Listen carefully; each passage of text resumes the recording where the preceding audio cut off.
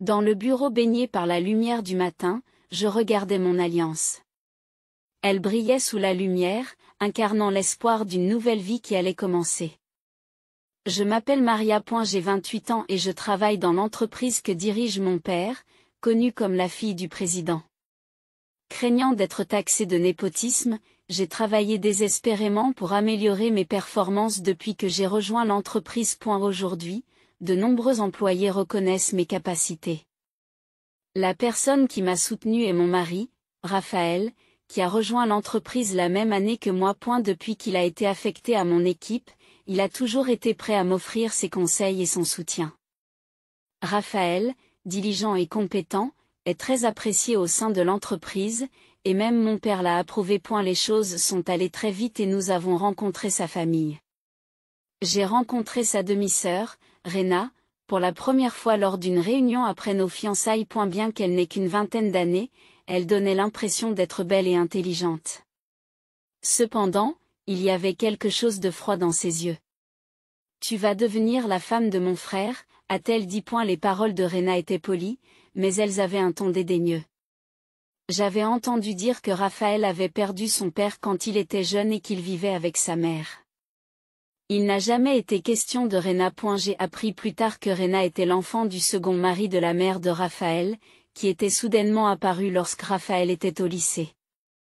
Pourquoi ne l'avait-on pas emmené avec eux lorsqu'ils s'étaient remariés? La question m'a traversé l'esprit, mais j'ai hésité à demander plus de détails. Les premiers signes de malaise apparaissent pendant les préparatifs du mariage. Cette robe semble me convenir aussi, dit Rena avec un sourire significatif en touchant ma robe de mariée dans la cabine d'essayage. Le bout de ses doigts semblait vouloir m'arracher la robe. J'ai eu un moment de peur. Cependant, la cérémonie s'est déroulée sans encombre et j'avais presque oublié ce sentiment. Mais environ 2 mois après le mariage, j'ai recommencé à me sentir mal à l'aise. Il s'agissait d'une accumulation d'incidents insignifiants. Par exemple, pendant que je préparais le dîner, Rena venait soudain me voir. « Bonsoir, Raphaël. Dure journée de travail, Maria, puis-je me joindre à vous pour cuisiner ?» Elle me le demandait avec sa politesse, ce qui, au début, me paraissait bienveillant. Mais le schéma qui suivait était toujours le même. « Oh, cet assaisonnement est trop fort pour le goût de Raphaël », disait-elle. Ou bien Raphaël n'aime pas les légumes coupés de cette façon, subtilement, mais sûrement, elle apportait des changements à ma cuisine. Comme si elle connaissait parfaitement ses préférences. Je suis vraiment content que tu sois là, Rena, disait Raphaël. Maria, s'il te plaît, écoute ce que Rena te dit. Elle en a bavé, ajoute -il. Je n'ai pas eu l'occasion de lui demander en détail ce qui avait été difficile pour elle. Cependant, il y avait une étrange tension dans le comportement de Raphaël, comme s'il cachait un secret. Rena trouvait aussi invariablement le moyen de s'immiscer dans nos projets pour les jours de congé. Si nous allions voir un film, elle disait joyeusement, « Un film avec Raphaël, ça a l'air génial. Je veux venir aussi. » Si nous allions faire du shopping, elle déclarait, « C'est moi qui connais le mieux les goûts de Raphaël » et choisissait des vêtements qu'elle pensait qu'il aimerait. Raphaël acceptait toutes les actions de Rena et semblait même en être ravi. À ce stade, on peut dire que le comportement de Raphaël à l'égard de Rena a dépassé le stade de l'adoration pour entrer dans celui de la dévotion anormale. Alors que je commençais à me sentir mal à l'aise, j'ai appris une vérité surprenante lors de notre dîner mensuel avec ma belle-mère. Lorsque Raphaël a quitté la table, ma belle-mère a entamé une conversation qui m'a pesé. En fait, il y a quelque chose dont je dois vous parler à propos de Rena, commença-t-elle, hésitant un instant avant de poursuivre d'un air résolu. Rena est la fille de mon ancien mari. Nous nous sommes mis ensemble quand Raphaël était au lycée. Quoi? Cette fille, son père biologique. Elle a subi de terribles traitements de sa part. Quand je l'ai appris, je l'ai intégrée à notre famille actuelle, et ce n'est qu'à ce moment-là qu'elle a pu commencer à vivre une vie normale. Quand j'ai amené Rena, le père de Raphaël était déjà décédé. Mais Raphaël l'a acceptée comme sa sœur. C'est pour cela qu'il la traite toujours de façon si spéciale. En entendant les paroles de ma belle-mère, j'ai senti un dégel dans le malaise que j'avais ressenti.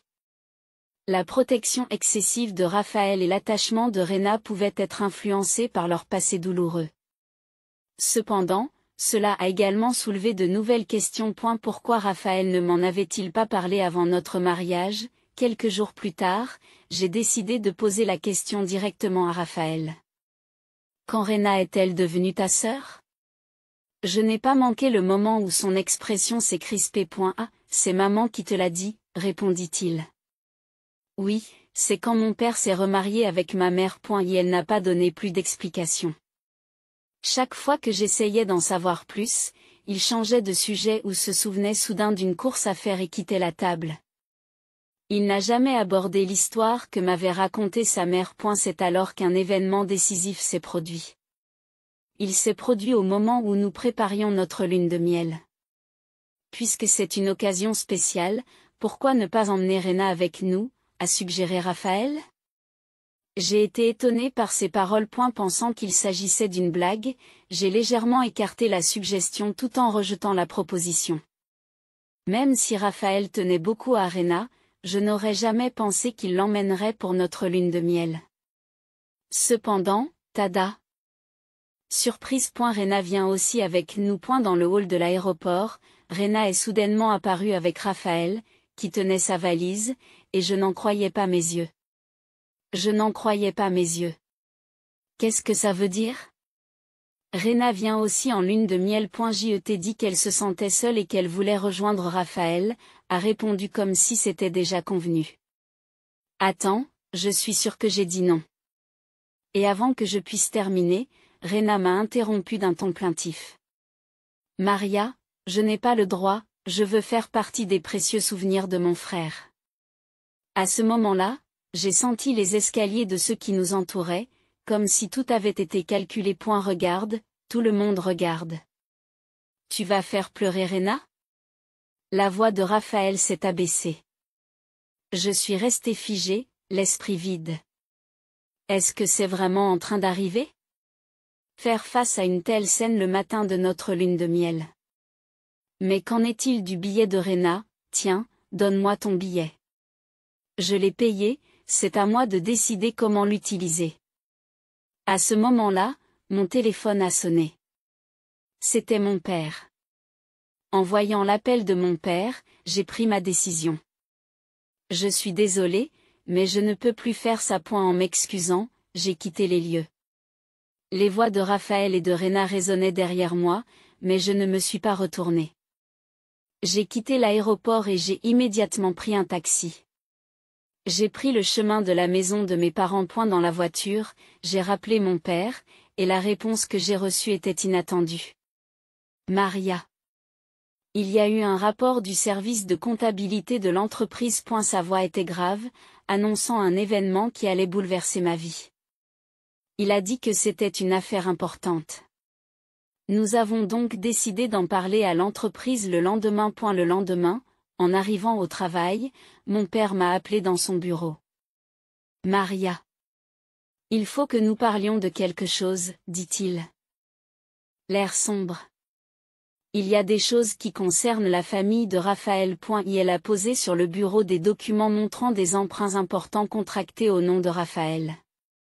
Il s'agit d'emprunts effectués dans le cadre du système de prestations sociales de l'entreprise. Une somme importante est prélevée chaque mois. En outre, il y a plusieurs autres emprunts auprès de sociétés de crédit à la consommation. Je n'avais plus la tête à ça. Raphaël était endetté, et le montant était important.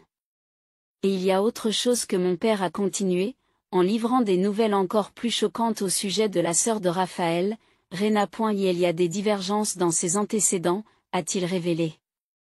Selon mon père, en enquêtant sur les antécédents de Rena, des faits sont apparus qui diffèrent de ce que la belle-mère avait prétendu. Il est fort probable qu'elle ne soit pas la belle-sœur de Raphaël. En tout cas, le registre familial ne l'indique pas. Qu'en est-il? De plus, l'affirmation selon laquelle ils se sont rencontrés lorsque Raphaël était au lycée. Les paroles de mon père m'ont semblé arriver au ralenti. D'après les dossiers de la police, Rena vivait sous un tout autre nom jusqu'à il y a 2 ans. Un autre nom. Ma voix tremblait. Mon père a hoché la tête en silence. Son vrai nom est Lucille Torres. Jusqu'à il y a 3 ans, elle travaillait dans une boîte de nuit à Brooklyn. Puis elle a disparu subitement.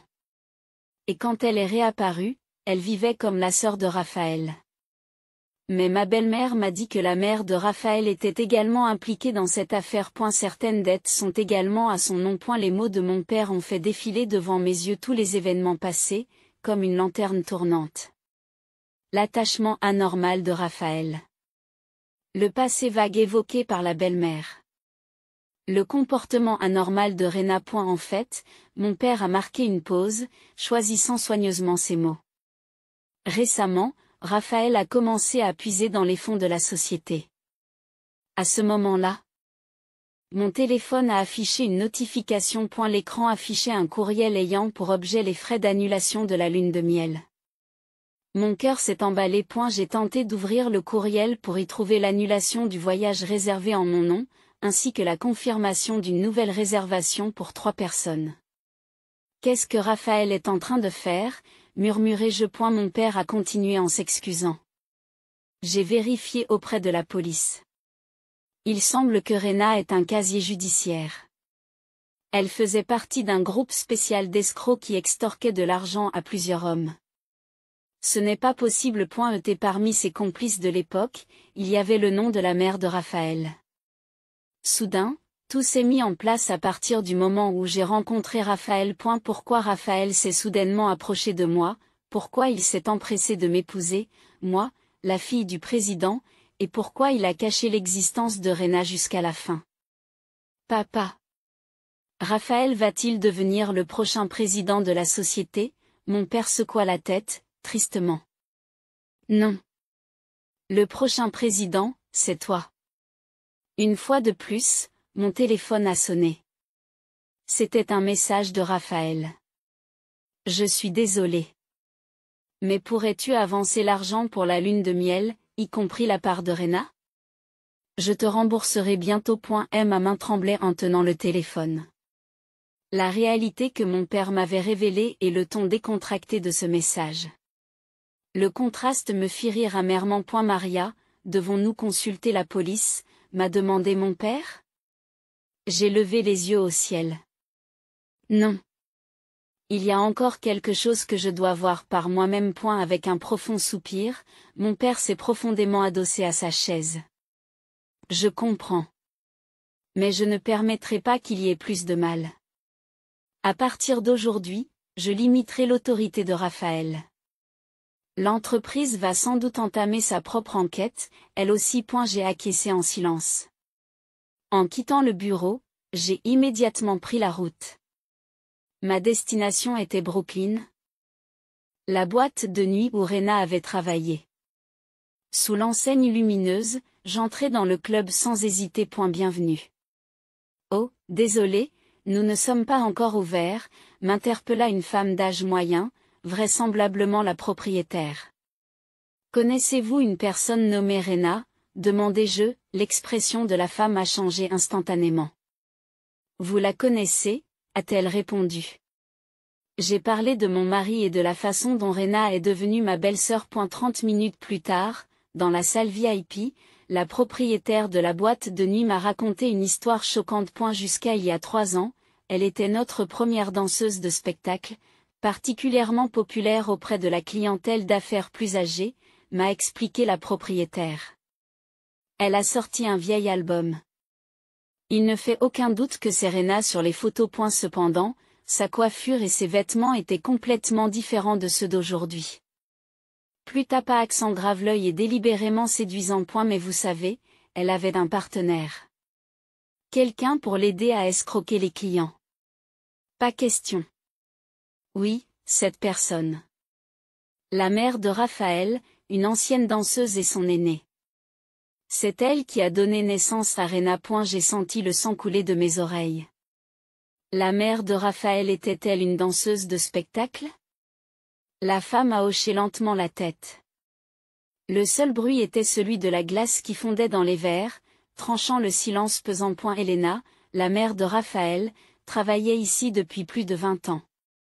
Elle a donné naissance à Rena à 19 ans et s'est battue comme mère célibataire pendant toutes ces années, dit-elle en soupirant, se remémorant le passé. C'est alors que le père de Raphaël est apparu. Un employé sérieux de l'entreprise qui traitait la mère célibataire, Elena, avec gentillesse. Ils se sont mariés et Rena a été envoyée dans un établissement. Un centre? Oui. Elle voulait commencer une nouvelle vie. Mais il semble qu'il soit toujours à court d'argent. Le salaire de son mari était moyen pour un homme d'affaires. Elena continua à jouer le rôle d'une bonne épouse et d'une bonne mère devant Raphaël et les autres, tout en continuant secrètement son travail de nuit. En renversant son verre, la patronne continue. Après le décès du père de Raphaël, elle est devenue désespérée. Elle n'arrivait plus à joindre les deux bouts avec la seule pension de réversion. C'est alors qu'elle a retrouvé Rena après une longue période. Après avoir quitté l'établissement, qu'est-il arrivé à Rena? Elle a suivi les traces de sa mère et a commencé à travailler ici. Mais elle ne s'est pas contentée de danser. Elle a commencé à escroquer des hommes riches, essentiellement. Ça sonne mal quand on parle d'escroquerie, mais il s'agissait de soutirer habilement de l'argent à des hommes riches. Les pièces du puzzle dans mon esprit s'emboîtaient une à une. Elena et Rena formaient une équipe mère-fille très compétente. Mais soudain, elles ont cessé de venir. Et la chose suivante que j'ai entendue, c'est que Rena avait commencé à vivre comme la sœur de Raphaël. Pourquoi tout d'un coup?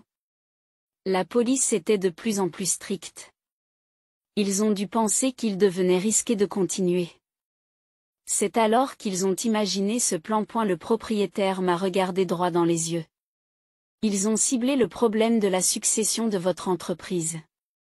Le plan était de faire de Raphaël le président et d'utiliser librement l'argent de la société. Mais Raphaël a été trompé, n'est-ce pas?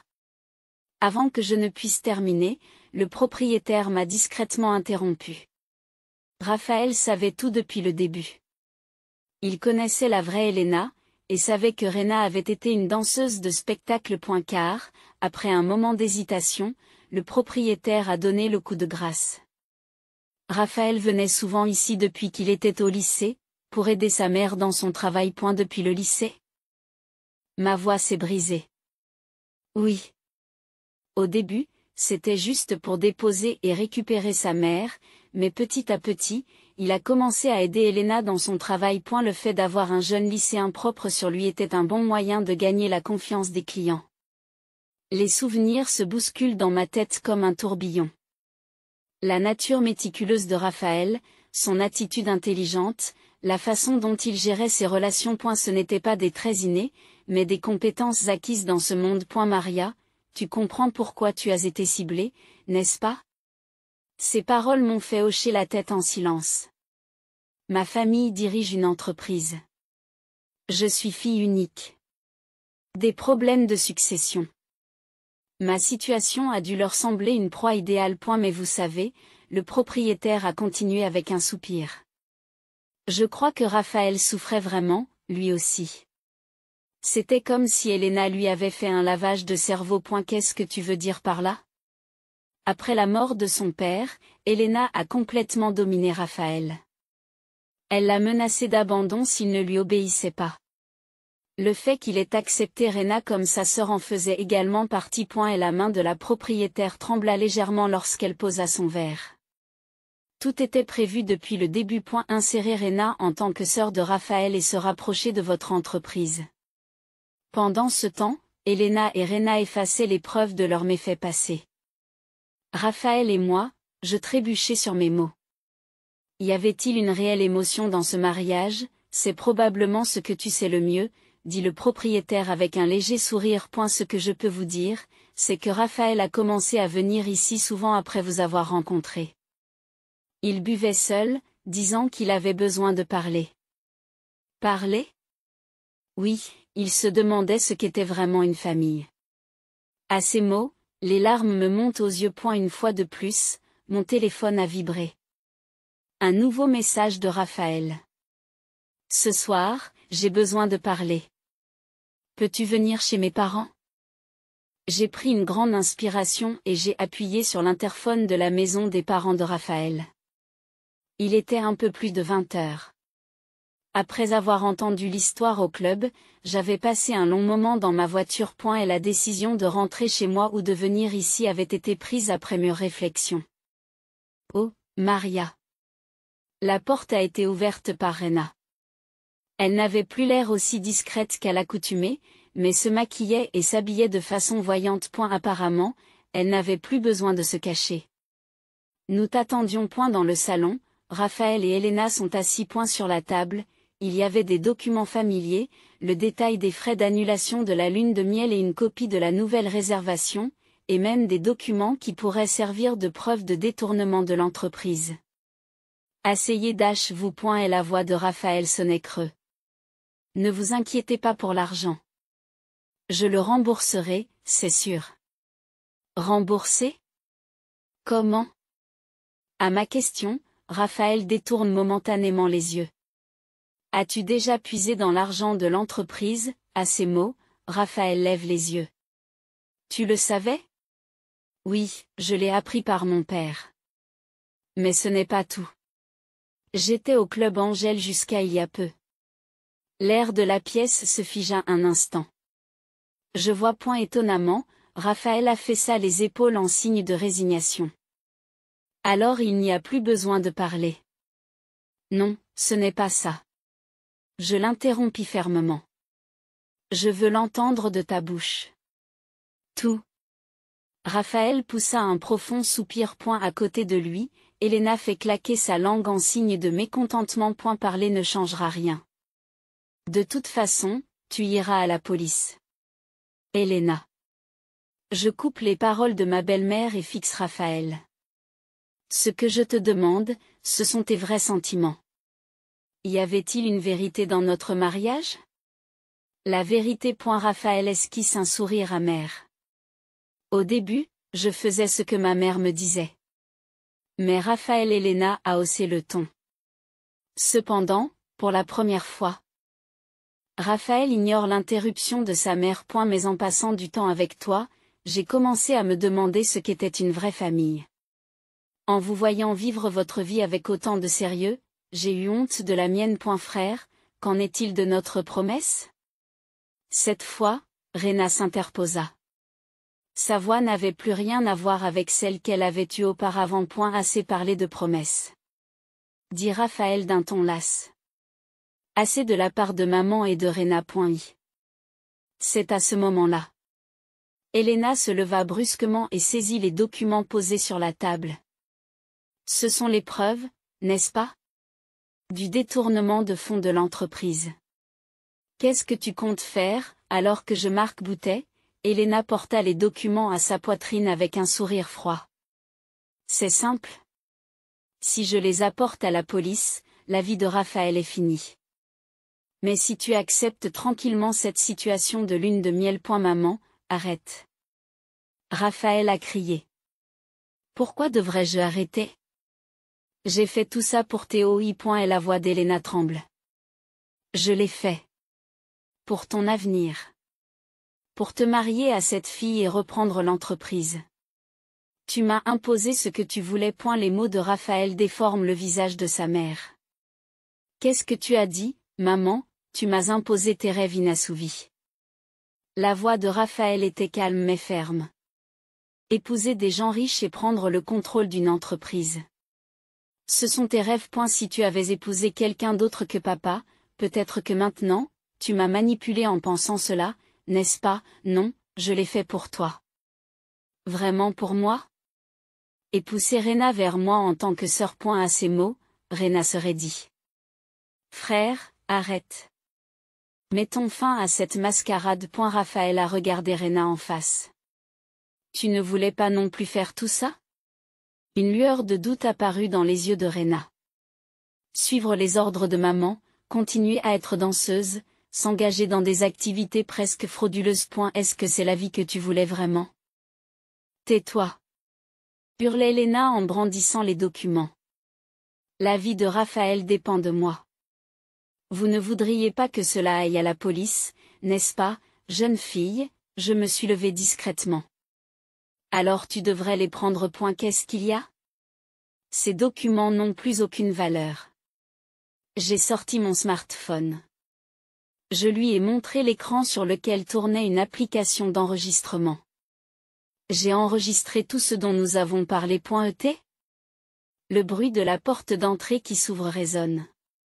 Désolé de vous avoir fait attendre. Mon père est apparu, accompagné d'un avocat et de policiers. Un an s'est écoulé depuis. Raphaël a été condamné à une peine de prison pour sa participation à la fraude. Toutefois, comme il a reconnu tous les faits qui lui étaient reprochés et qu'il s'est engagé à présenter ses excuses et à rembourser les victimes, sa peine a été relativement courte. Elena a été condamnée à une peine plus lourde. D'autres accusations de la part d'anciennes victimes ont suivi, et la gravité de ses agissements a été révélée au grand jour. Et puis il y a eu Rena. Elle a fait un choix inattendu. Je pense que je veux vivre honnêtement, a-t-elle déclaré, en larmes, juste avant d'être arrêtée. Comme Raphaël l'a dit, ce n'est pas la vie que je voulais. En fin de compte, elle a choisi de coopérer à l'enquête en tant que témoin. Elle se trouve maintenant dans un centre de réadaptation, où elle fait ses premiers pas vers une nouvelle vie. J'ai fini par hériter de l'entreprise. Peut-être que c'était prévu dès le départ, murmure-je doucement en regardant par la fenêtre du bureau. Mon père, toujours président, continue de me soutenir. Parfois, il s'esclaffe et me dit qu'en fin de compte, il s'agissait d'un test de capacité. Oui, toute cette épreuve a été un test important pour moi, et une opportunité de croissance. Lors d'une visite, Raphaël, l'air usé, m'a dit « Je suis vraiment désolé. Mais je veux juste te dire une dernière chose. Les jours que j'ai passés avec toi ont été mon premier vrai bonheur. » J'ai accepté ces paroles en silence. Raphaël, toi aussi tu devrais avoir la chance de connaître le vrai bonheur. La prochaine fois, vis selon ta propre volonté, sans te laisser manipuler par quelqu'un d'autre. À l'extérieur de la fenêtre, le vent annonce une nouvelle saison. Je respire profondément. Quels que soient les défis qui m'attendent, je n'hésiterai pas à choisir ma propre vie et la plus grande leçon que j'ai tirée de cette expérience.